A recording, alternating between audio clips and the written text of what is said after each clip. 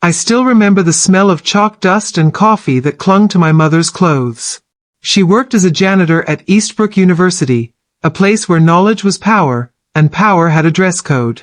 While other kids played after school, I'd sit outside the lecture halls, watching professors walk past in crisp suits, holding books I couldn't afford.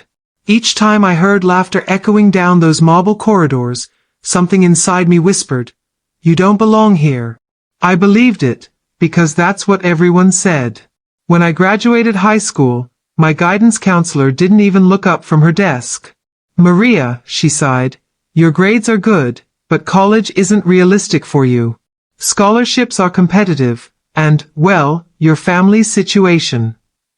She trailed off, as if poverty were a contagious disease she didn't want to name. I forced a smile. "I'll find a way." She gave me that look, the one adults use when they think you're being naive. "Sometimes," she said gently, "dreams don't pay the bills." But she was wrong. Dreams pay everything, if you learn how to make them expensive enough. That summer, I worked double shifts at the diner near campus, the same campus where my mother scrubbed floors. We'd pass each other in the hallway sometimes, her pushing a mop cart, me carrying trays, both of us pretending not to notice the professors who averted their eyes when we said hello. But one evening, as I cleaned a table near the window, I overheard something that changed everything. Two students were talking, laughing. "Did you hear? They're offering a partial scholarship for the community program next semester." My heart stopped. After my shift, I found the notice board. The paper was torn, edges curling, but the words burned bright in my mind. Eastbrook Opportunity Program, partial tuition for working students. That night, I filled out the application form with shaking hands. I didn't have a printer, so I rewrote every field by hand. My essay was short, maybe too short, but it was honest. I don't want to attend college to escape where I came from. I want to attend to understand why people like me are kept out. I dropped it in the box outside the dean's office, whispering a prayer. Weeks passed.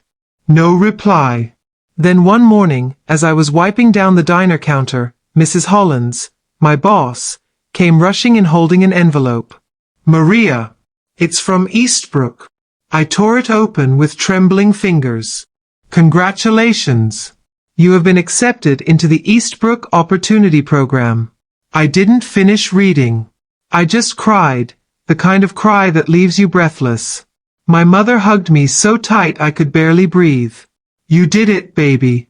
You're going to be the first." I smiled through tears. The first, but not the last. The first semester wasn't easy. I didn't fit in.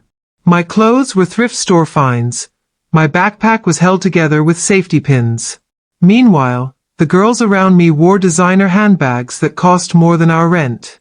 One day, as I sat in the front row taking notes, a boy behind me whispered just loud enough for everyone to hear. "Hey, isn't she the janitor's daughter?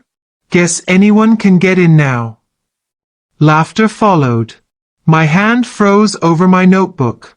The professor didn't say a word. I wanted to disappear, crawl back to the diner, to the safety of anonymity. But then I thought of my mother, mopping the floors outside this very building. No, I wasn't leaving. That night, I made a promise to myself, one I etched into every page of my notebook. They can laugh at me now. One day, they'll be asking me for help.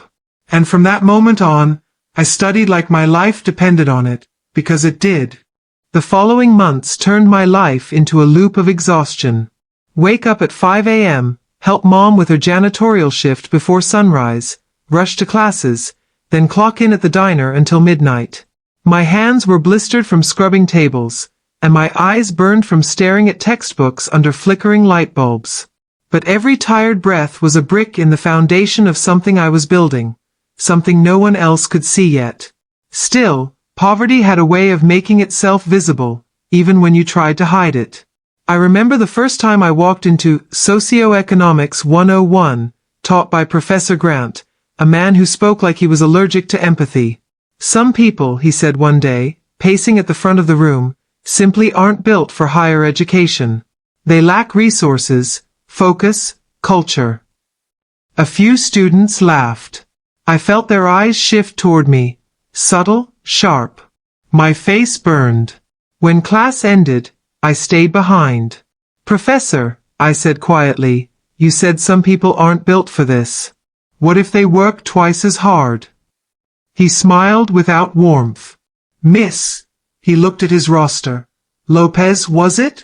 Hard work is admirable, but it doesn't replace pedigree." Pedigree. That word stuck to me like mud. I didn't argue.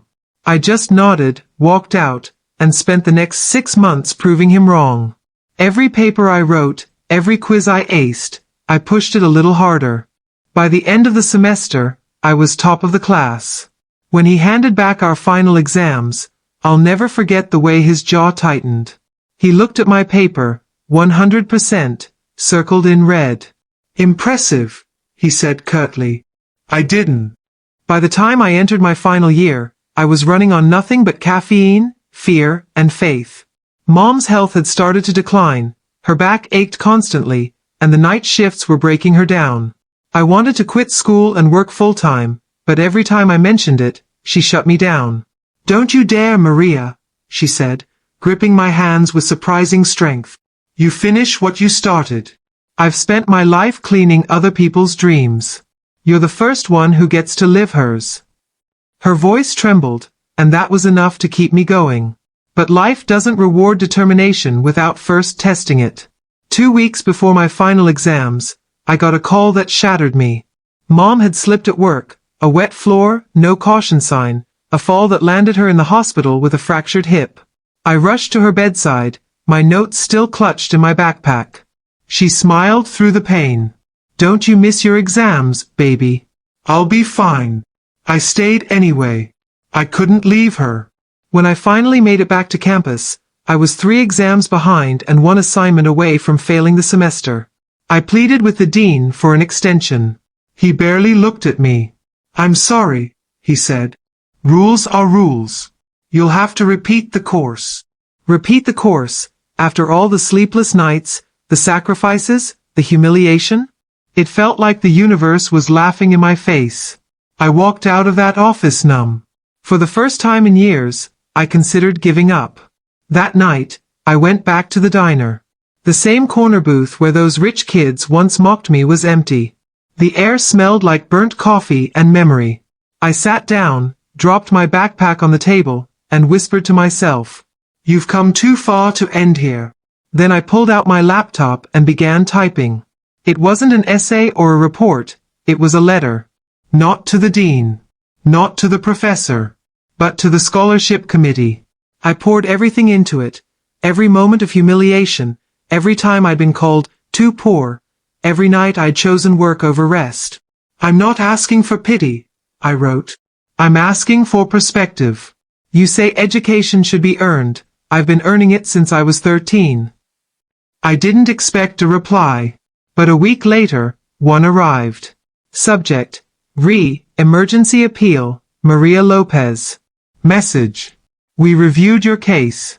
Effective immediately, you've been granted full academic reinstatement and an emergency scholarship. Finish strong. I cried right there in the diner, surrounded by half-empty cups and fluorescent light. And I did finish strong. I passed every class. I graduated, not just with honors, but as valedictorian.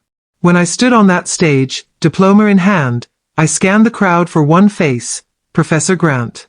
He was there, sitting with the faculty, expression unreadable.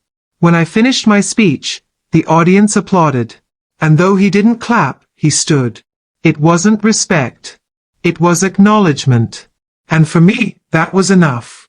5 years later, I returned to Eastbrook University, but not as a student. I walked through those same marble halls wearing a tailored navy blazer, heels clicking against the polished floor, a faculty badge shining on my chest.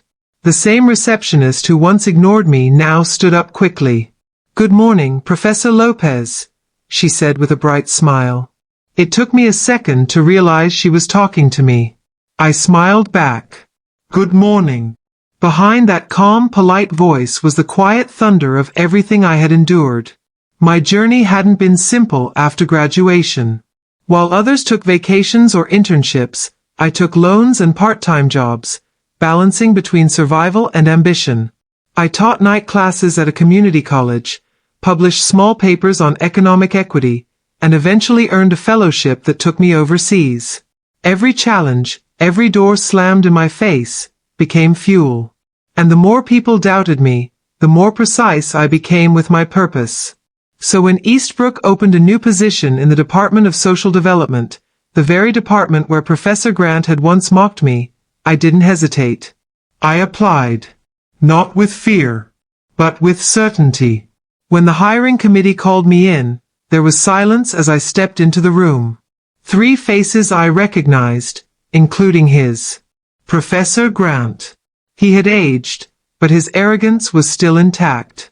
Maria Lopez, he said, glancing at my CV. Impressive credentials.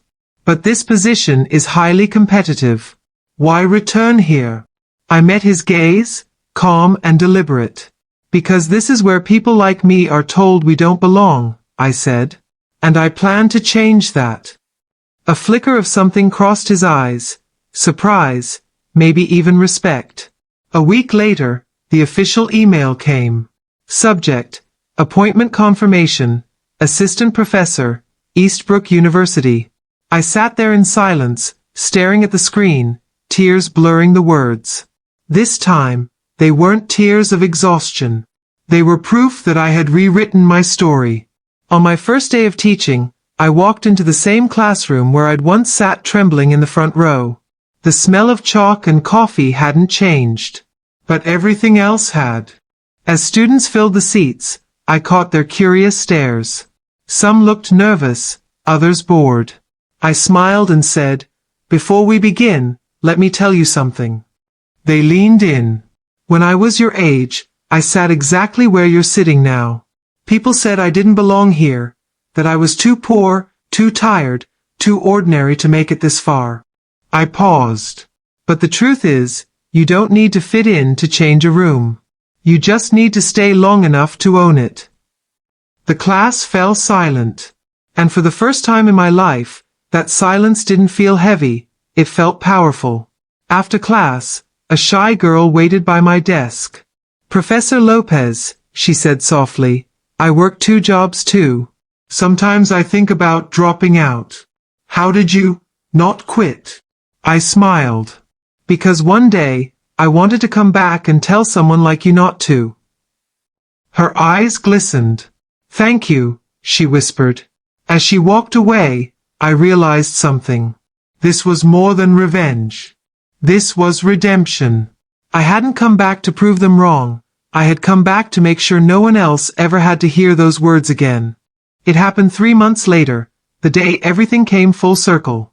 Eastbrook University was hosting its annual Academic Innovation Awards, a night where professors, alumni, and industry leaders gathered under the glittering chandeliers of the same hall where I had once mopped floors as a student volunteer. Back then, I was invisible, serving drinks, cleaning spills, pretending I didn't hear the laughter around me. Now, I was standing at the podium as a keynote speaker. My name flashed on the digital screen behind me. Professor Maria Lopez, recipient of the Excellence in Social Impact Education Award. The applause echoed through the hall. I caught sight of familiar faces, old classmates, former professors, donors in sharp suits. And sitting near the front, adjusting his glasses with quiet discomfort, was Professor Grant. When the host introduced me, I stepped onto the stage, the light warm against my skin. I took a deep breath and began, my voice steady. 5 years ago, I couldn't afford to sit in this room, I said. I couldn't afford the ticket, the dress, or the confidence. Back then, people told me I was too poor for college, too unpolished for academia, too naive to believe I could make a difference. A hush fell over the crowd. But what they didn't understand, I continued, is that sometimes the people you underestimate are the ones quietly taking notes, not on your success, but on your arrogance. A few heads turned toward Grant. He didn't move.